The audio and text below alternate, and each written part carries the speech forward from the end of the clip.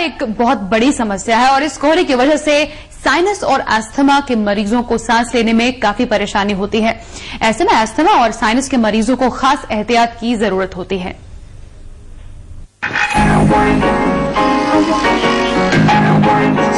आप हैं 26 साल की ममता।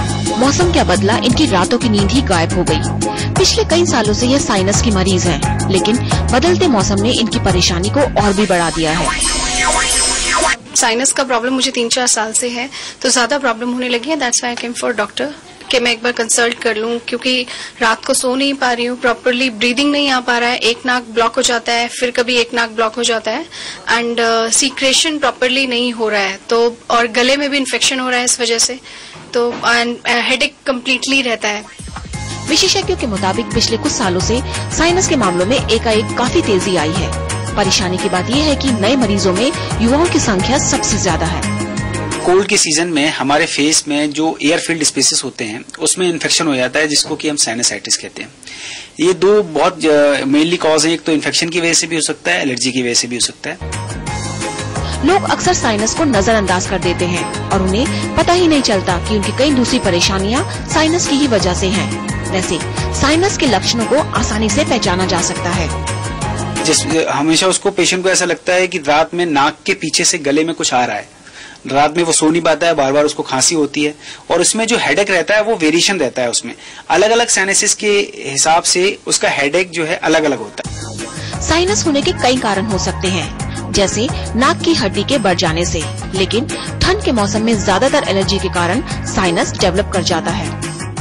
साइनसिस डिफरेंट टाइप्स के होते हैं, जैसे कि ऑब्स्ट्रक्टिव साइनसाइटिस, जिसमें कि हड्डियों के विकार की वजह से म्यूकस ड्रेन नहीं हो पाता और पेशेंट को कंटिन्यूअस साइनस डिजीज बनती रहती है। फंगल साइनसाइटिस होती है, बैक्टीरियल साइनसाइटिस होती है और एलर्जिक साइनसाइटिस होती है।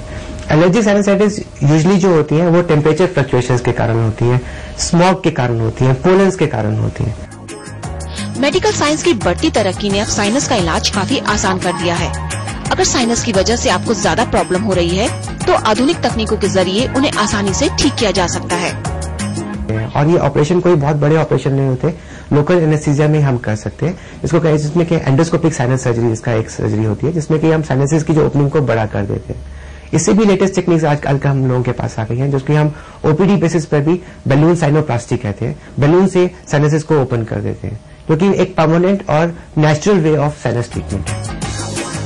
अगर आपको साइनस है तो केवल कुछ बातों का ध्यान रखें, इससे ये बीमारी आपको ज्यादा परेशान नहीं कर पाएगी और आप इस मौसम का मजा ले सकेंगे।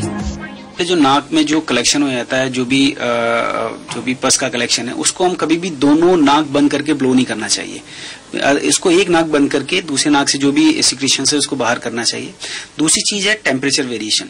टेम्परेचर में वेरिएशन नहीं करना चाहिए, जो भी चीज है थोड़ी सी नॉर्मल होनी चाहिए। आप जैसे ठंडे से गर्म में जा रहे हैं या गर्म से ठंडे में आ रहे हैं, तो वेरिएशन जो है थोड़ा सा स्मूथली होना चाहिए। तीसरी चीज जो है वो कि एलर्जी, जो भी चीज से आपको एलर्जी है, एलर्जी किसी भी चीज से हो सकती है, जिस चीज से भी आपको एलर्जी है उसको अवॉइड करना चाहिए।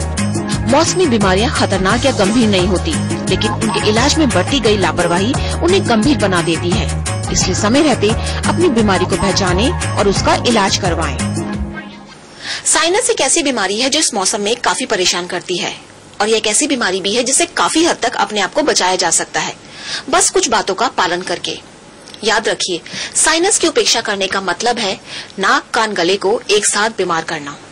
कैमरा पर्सन रमेश शर्मा के साथ अनु जैन, दिल्ली आज तक।